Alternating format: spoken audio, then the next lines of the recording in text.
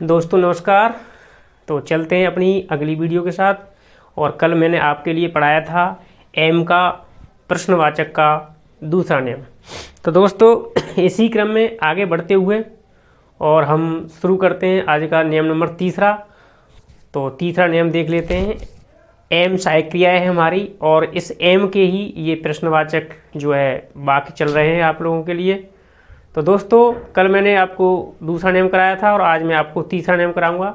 मैं आपके लिए कंटिन्यूस वीडियो लेकर के आ रहा हूं और जिन बच्चों की इंग्लिश काफ़ी वीक है उन्हें मैं दोस्तों पहले से पढ़ा रहा हूं। मैंने आपको पढ़ाना जो है वर्ब बी की फॉर्म से किया है। एज आर एम पाँच वर्ब मेरा ये एम चल रहा है। एज और आर में पढ़ा चुका हूं। तो एम का जो तीसरा नियम है वो इस प्रकार है दोस्तों। चलिए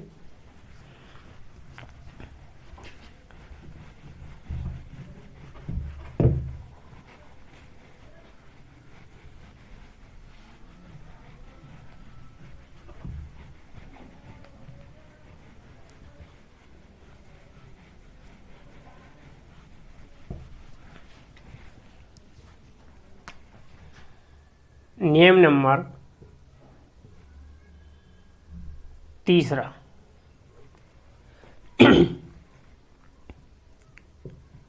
अगर किसी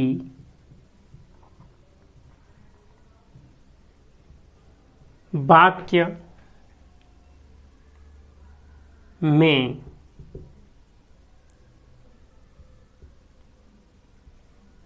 कोई प्रश्न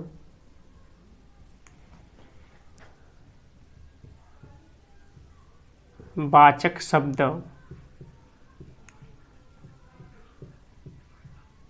जैसे कितनी, कितना,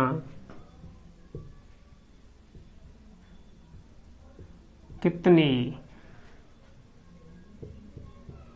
किसका, किसकी,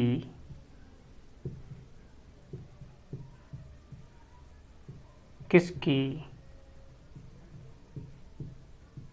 कौन सा, कौन सी, कौन सी आदि शब्द आए हों तो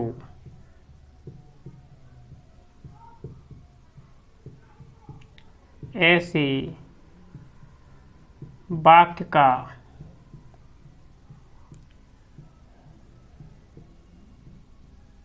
हिंदी अनुवाद करते समय सबसे पहले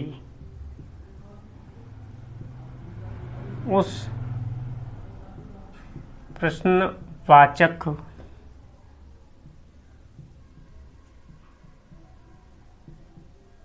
शब्द की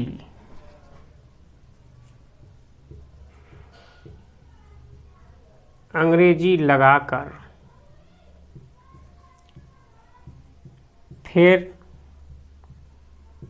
उसके साथ आए हुए शब्द की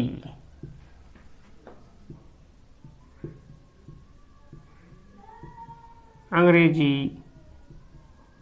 लगा देते हैं और फिर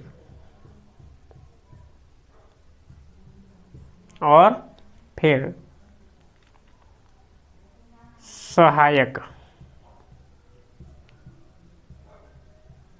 क्रिया का प्रयोग करते हुए कर्ता लगा देते हैं। कर्ता लगा देते हैं। जैसे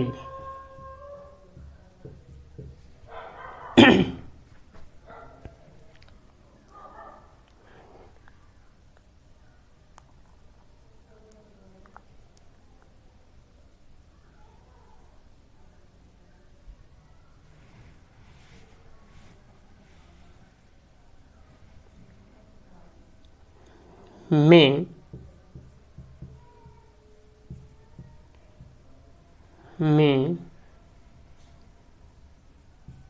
किसके घर पर हूँ। तो दोस्तों यहाँ किसके शब्द इसमें दिया हुआ है, तो इसकी अंग्रेजी है WHOSE।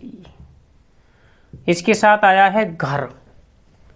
तो दोस्तों देखिए हुज, और जो हुज है वो किसकी की अंग्रेजी हो गई, और दोस्तों घर इसके साथ में बिल्कुल सट के आया हुआ है। इससे यानी किससे संबंधित है घर, और इसके साथ जो शब्द आया वो घर है, तो इसकी अंग्रेजी हम यहाँ लेंगे होम। तो हुज होम, हुज होम, साइक्रिया am, whose home am, whose home am I, whose home am आई।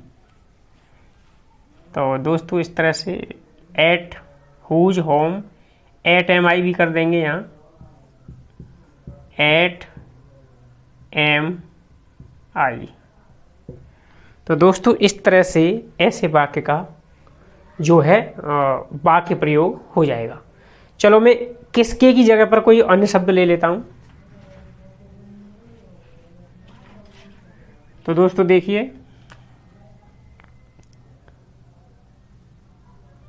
मैं अभी कौन से कमरे में हूँ। तो दोस्तों इस तरह से देख लिए। तो यहाँ मैं इन लगाऊंगा पहले। इन माने होता है मैं अंदर के लिए।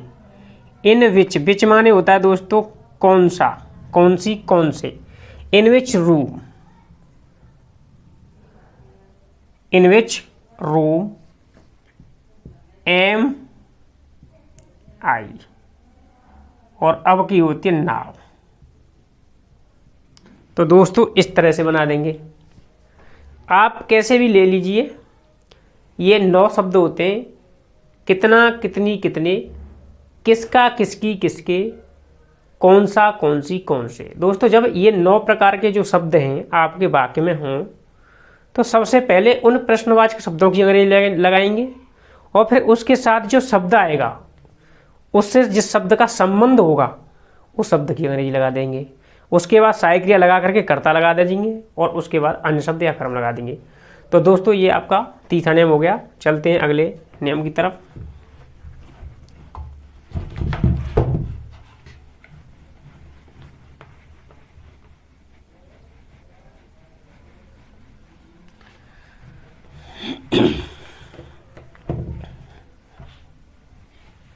तो दोस्तों अगला नियम है चौथा नियम, 4 नंबर। ये नियम कहता है मैं लिखवा देता हूं पहले। अगर कोई प्रश्नवाचक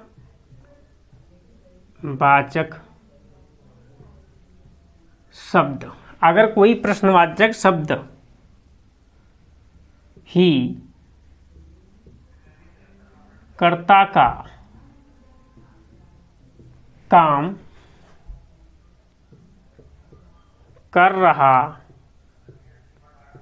हो, तो अगर कोई प्रश्नवाचक शब्द ही कर्ता का काम कर रहा हो, तो ऐसे वाक्य का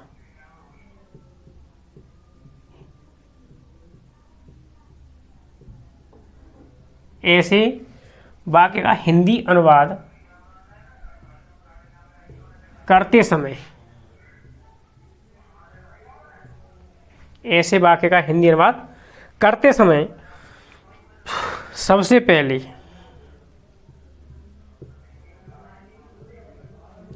उस प्रश्नवाचक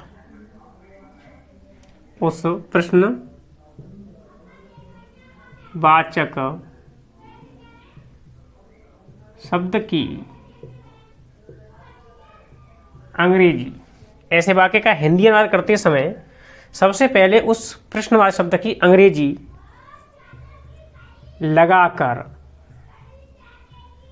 बाकी पूरे वाक्य को उसी टेंस के साधारण वाक्य की तरह बना देते हैं। तो दोस्तों इस तरह से देख लीजिए, अगर किसी वाक्य में कोई प्रश्नवाचक शब्द स्वयं आकर के कर्ता बन जाता है, यानी वो जो है कर्ता का काम करता है, तो हम ऐसे वाक्य का जब हिंदी में अनुवाद करते हैं तो क्या करते हैं, सबसे पहले उस प्रश्नवाचक शब्द को उठा करके कर्ता बना देते हैं, और जब हमने उस प्रश्नवाचक शब्द को कर्ता मान लिया तो जो हमारा पूरा टेंस बचता है उस टेंस का जो हिंदी अनुवाद करते हैं वो उसी टेंस के साधारण वाक्य की तरह कर देते हैं। तो जैसे मैं कौन हूं, ये दोस्तों हमारा प्रश्नवाचक वाक्य है। तो यहां कौन शब्द ही कर्ता का काम कर रहा है, तो यहां सबसे पहले इसकी अंग्रेजी हु, उसके बाद सहायक क्रिया हु एम आई। तो इस तरह से दोस्तों ये जो है बन जाएगा। तो ये दोस्तों यहाँ पर जो है प्रश्नवाचक के चारों नाम जो है कंप्लीट हो गए। आगे चलते हैं, जो पार्ट है अगला, ये हमारा इंटेरोगेटिव सेंटेंस चल रहा था, और इससे जो अगले वाला हमारा जो प्रकार होता है वाक्य का वो होता है प्रश्नवाचक प्लस नकारात्मक।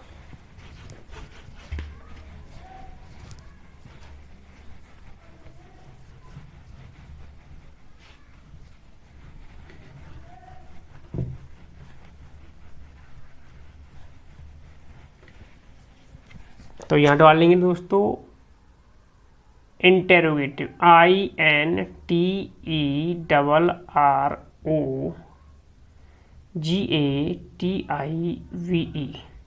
प्लस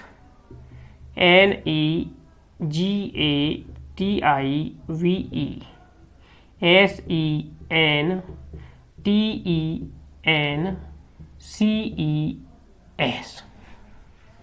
ये हो जाएगा प्रश्नवाचक प्लस नकारात्मक।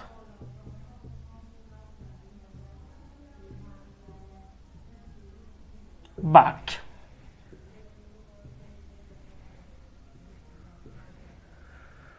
तो दोस्तों इसमें क्या करते हैं, पहले लिखवा देता हूं मैं, देखिए अगर कोई वाक्य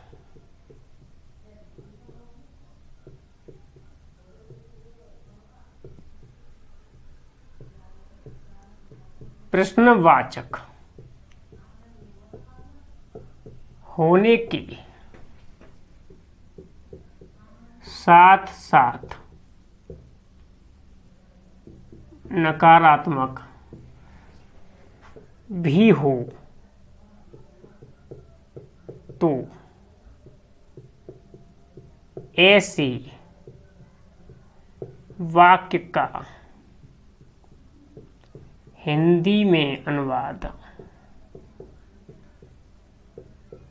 करते समय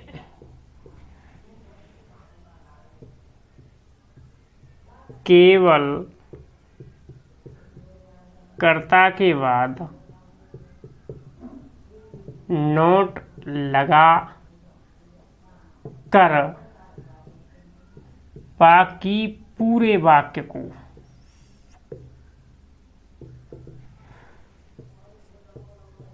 उसी टेंस के प्रश्नवाचक वाक्य की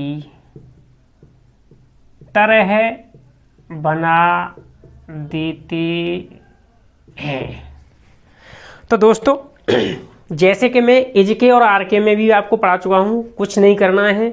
जब हमारा वाक्य दो प्रकार का एक साथ हो, जैसे इंटेरोगेटिव और नेगेटिव, यानी इंटेरोगेटिव प्लस नेगेटिव, जिसमें शब्द जो है नकारात्मक भी हो और प्रश्नवाचक भी हो, तो करना क्या है, उसका जो हिंदी अनुवाद होगा दोस्तों वो होगा बिल्कुल प्रश्नवाचक की तरह। केवल करेंगे क्या, उसमें नहीं आ रहा है तो केवल कर्ता के बाद, जहां हमारा कर्ता आएगा और जस्ट कर्ता के बाद हम नोट का प्रयोग कर देंगे। तो जैसे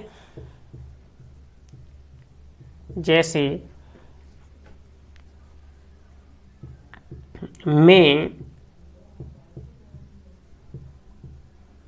अभी घर पर क्यों नहीं हूं, तो why am I not at the home now. दोस्तों इस तरह से इसका हिंदी अनुवाद हो जाएगा। तो आज यहाँ पर एम का प्रयोग जो है पूर्ण रूप से समाप्त हो चुका है और कल मैं आपको बाज का प्रयोग पढ़ाऊँगा। तो दोस्तों कल तक के लिए नमस्कार, धन्यवाद।